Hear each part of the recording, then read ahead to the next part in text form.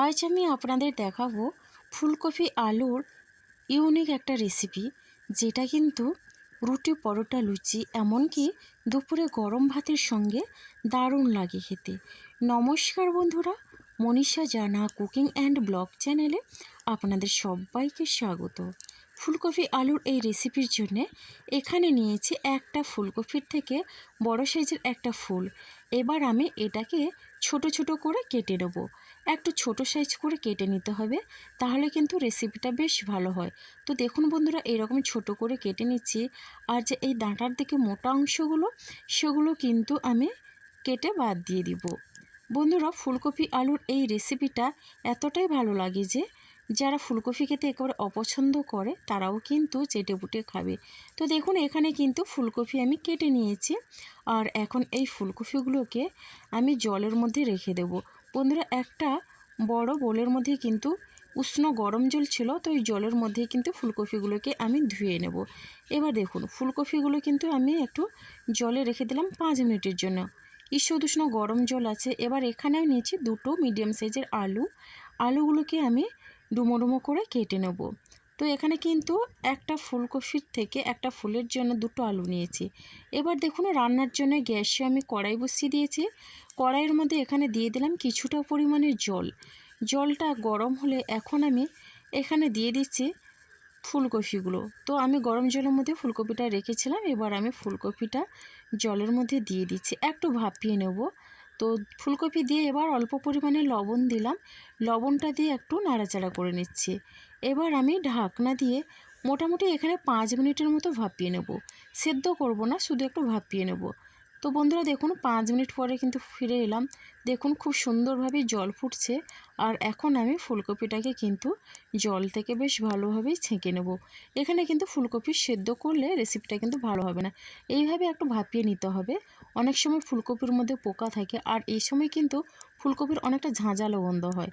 তো তাতে করে কিন্তু এইভাবে গরম জলের মধ্যে 5 মিনিট ফুটিয়ে নিলে কিন্তু আর সেই গন্ধটা থাকে না। এবার দেখুন, কড়াইটা ধুয়ে আমি বসিয়ে দিয়ে এখানে তেল দিয়েছিলাম কিছুটা পরিমাণে, 3 থেকে 4 চামচের মতো। তেলটা গরম করে এবার আমি আলুগুলো দিয়ে দিলাম।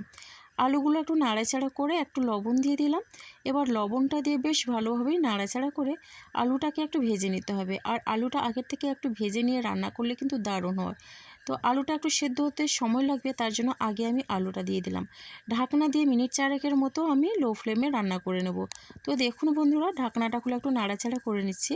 আর দেখেই বুঝতে পারছেন আলুর কালার কিন্তু চেঞ্জ হয়ে গেছে। এইভাবে অবশ্যই একবার ফুলকপিটা রান্না করে দেখুন, দেখবেন বেশ ভালো লাগবে খেতে। এবার দেখুন, আলুটা একটু ভাজা হয়ে আসলে এবার আমি ফুলকপি দিয়ে দিচ্ছি। ফুলকপি দিয়ে একই রকমভাবে বেশ ভালোভাবেই নাড়াচাড়া করে আলুর সঙ্গে একটু ভেজে নেব। তাহলে কিন্তু রেসিপিটা বেশ ভালো হবে খেতে। ফুলকপিও সুন্দরভাবে ভেজে নিতে হবে। আর ফুলকপি দিয়েও এখানে আমি 2 মিনিটের মতো লো ফ্লেমে রেখে একটু রান্না করে নিলাম। তাতে করে কিন্তু অনেকটা সেদ্ধ হয়ে যায়। এখন ঢাকনাটা খুলে একটু নাড়াচাড়া করে নিচ্ছি। এবার আলু ফুলকপি একটু ভেজে নিয়ে এবার তুলে নিচ্ছি। তো দেখুন বন্ধুরা, এখানে কিন্তু ফুলকপি আলু কড়াই থেকে তুলে নিয়ে এখন আমি দিয়ে দিচ্ছি এখানে 2 চামচের মতো সর্ষের তেল। পুরো রান্নাটাই কিন্তু সর্ষের তেলেই করব। আপনারা চাইলে এখানে সাদা তেল দিয়েও রান্না করে নিতে পারেন। এবার দেখুন, তেলটা গরম করে 1/2 চামচ পরিমাণে গোটা সাদা জিরে দিয়ে দিলাম। এবার জিরেটা হালকা ভাজা হয়ে আসলেই এখানে আমি দিয়ে দিচ্ছি একটা শুকনো লঙ্কা। এবার দেখুন বন্ধুরা, এরপরে দিয়ে দিচ্ছি একটা বড় সাইজের পেঁয়াজ। তো পেঁয়াজটাকে একটু বড় করে আমি কেটে নিয়েছি। এবার দেখুন, পেঁয়াজ দিয়ে বেশ ভালোভাবেই আমি নাড়াচাড়া করে নিলাম। পেঁয়াজটা প্রথমে হালকা করে একটু ভেজে নিতে হবে, তাহলে কিন্তু বেশ ভালো হয়। তো এইভাবে নাড়াচাড়া করে পেঁয়াজগুলো যখন ভাজবো, পেঁয়াজের এই পাপড়িগুলো কিন্তু পেঁয়াজ থেকে আলাদা হয়ে যাবে। তো দেখুন, পেঁয়াজের কালার চেঞ্জ হয়ে গেছে আর একটু ভাজা ভাজা হয়ে গেছে। তো এখন আমি পেঁয়াজটা ভাজা হয়ে আসলে এখানে দিয়ে দিচ্ছে একটা টমেটো। তো মিডিয়াম সাইজের একটা টমেটো আমি এইভাবে কেটে দিয়ে দিলাম। এবার টমেটো দিয়ে একই রকমভাবে বেশ ভালোভাবেই নাড়াচাড়া করে নিচ্ছি। এরপরে দেখুন বন্ধুরা, টমেটো দিয়ে এখন আমি দিয়ে দিচ্ছি লবণ। পুরো রান্নাটার জন্যই কিন্তু স্বাদ অনুসারে লবণ দিলাম। লবণটা একটু দেখে বুঝে দিতে হবে, যেহেতু আলু ভাজার সময় একটু লবণ দিয়েছিলাম, আবার ফুলকপি যখন ভাপিয়েছিলাম তখনও একটুখানি লবণ দিয়েছিলাম। তো এবার আমি ঢাকনা দিয়ে 2-3 মিনিটের মতো লো ফ্লেমে রান্না করে নেব। এতে করে কিন্তু টমেটো অনেকটা নরমও হয়ে যাবে আর গলেও যাবে। এবার দেখুন আমি বেশ ভালোভাবেই ঢাকনাটা খুলে একটু নাড়াচাড়া করে নিচ্ছি। টমেটো কিন্তু নরম হয়ে গেছে আর সুন্দরভাবে কিন্তু এখানে টমেটোটা একটু কষিয়ে নেওয়ার পরে দিয়ে দিচ্ছি অল্প পরিমাণে হলুদের গুঁড়ো আর দিয়ে দিচ্ছি খুবই সামান্য পরিমাণে ঝাল লঙ্কার গুঁড়ো। আর এখন আমি দিয়ে দিচ্ছি এখানে জিরের গুঁড়ো আর একটু দিচ্ছি ধনে গুঁড়ো। এখন আমি এই গুঁড়ো মশলা দিয়ে একটু নাড়াচাড়া করে নিচ্ছি। মশলাটা কিন্তু আপনারা আপনাদের পছন্দ মতো দিতে পারেন। এখানে কিন্তু অল্প তেল মশলা দিয়ে ফুলকপি আলুর রেসিপিটা তৈরি হয়ে যায়। এবার সামান্য পরিমাণে জল দিলাম। জলটা দিয়ে বেশ ভালোভাবেই নাড়াচাড়া করে নিচ্ছি। মশলাটা কিন্তু এখানে আমি লো ফ্লেমে রেখে 1-1.5 মিনিটের মতো কষিয়ে নেব। তো দেখুন বন্ধুরা, এরপরে এখানে দিয়ে দিচ্ছি 1 মুঠোর মতো মটরশুঁটি। আর মটরশুঁটি দিয়েও একই রকমভাবে আমি মশলাটার সঙ্গে একটু মিশিয়ে একটু কষিয়ে নেব। তো এখন আমি ঢাকনা দিয়ে দিচ্ছি। ঢাকনা দিয়ে আমি 3-4 মিনিটের মতো রান্না করে নেব একেবারে লো ফ্লেমে রেখে। তো দেখুন বন্ধুরা, ঢাকনাটা খুলে এখন আমি বেশ ভালোভাবেই নাড়াচাড়া করে নিচ্ছি। একটা কথা মনে রাখবেন, এখানে এই রান্নাতে কিন্তু কোনো রকমে আমি জলের ব্যবহার করব না। আমি কিন্তু লো ফ্লেমে রেখে পুরো রান্নাটাই করে নেব। তো দেখুন বন্ধুরা, ফুলকপি আলু দিয়ে দিলাম। এবার ফুলকপি আলু দিয়ে মশলাটার সঙ্গে বেশ ভালোভাবেই নাড়াচাড়া করে মিশিয়ে নিচ্ছি। ফুলকপির একঘেয়ে রেসিপি ভালো না লাগলে এই রেসিপিটা একবার হলেও ট্রাই করতে পারেন। আর রোজ রোজ রুটি পরোটার সঙ্গে খাওয়ার জন্য সেই রকম কোনো রেসিপি যদি ভালো না লাগে, তাহলে এটা দিয়ে একবার ট্রাই করবেন, দেখবেন বেশ ভালো হয় রুটি পরোটার সঙ্গে খেতে।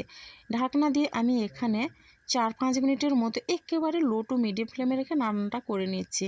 তো দেখুন বন্ধুরা, ঢাকনাটা খুলে একটু নাড়াচাড়া করে নিচ্ছি। রেসিপি ভালো লাগলে লাইক, শেয়ার, কমেন্ট এবং সাবস্ক্রাইব করে আমার পাশে থাকবেন। তো বন্ধুরা দেখুন, এখানে কিন্তু আলু সেদ্ধ হয়ে গেছে। আবারও ঢাকনা দিয়ে আরও 2-3 মিনিটের মতো আমি রান্না করে নেব। তো এই রান্না করতে কিন্তু বেশি সময় লাগে না, মাত্র 10 মিনিটের মধ্যেই কিন্তু রান্নাটা হয়ে যায়। তো দেখুন বন্ধুরা, রেসিপির কালারটা কিন্তু একেবারেই চেঞ্জ হয়ে গেছে। এখানে আলু, ফুলকপি সব কিছু কিন্তু সুন্দরভাবেই সেদ্ধ হয়ে গেছে। তো এখন আমি এখানে দিয়ে দিচ্ছি ধনেপাতা কুচি। এবার ধনেপাতা কুচি দিয়ে আবারও বেশ ভালোভাবে নাড়াচাড়া করে মিশিয়ে নেব। এই রেসিপিতে ধনেপাতা কুচি দিলে কিন্তু ফ্লেভারটা বেশ দারুণ হয়, খেতেও কিন্তু অসাধারণ লাগে আর দারুণ একটা মিষ্টি গন্ধ বেরিয়েছে বন্ধুরা। রেসিপিটা কিন্তু পরিবেশনের জন্য একেবারেই রেডি হয়ে গেছে। আর কতটা লোভনীয় হয়েছে দেখেই বুঝতে পারছেন বন্ধুরা।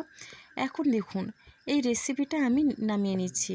তো গরম গরম ডাল ভাতের সঙ্গে ভীষণ ভালো লাগবে, আর রুটি, লুচি, পরোটা সবটার সঙ্গে একবার হলেও ট্রাই করবেন। আর কেমন লাগলো কমেন্ট করতে ভুলবেন না।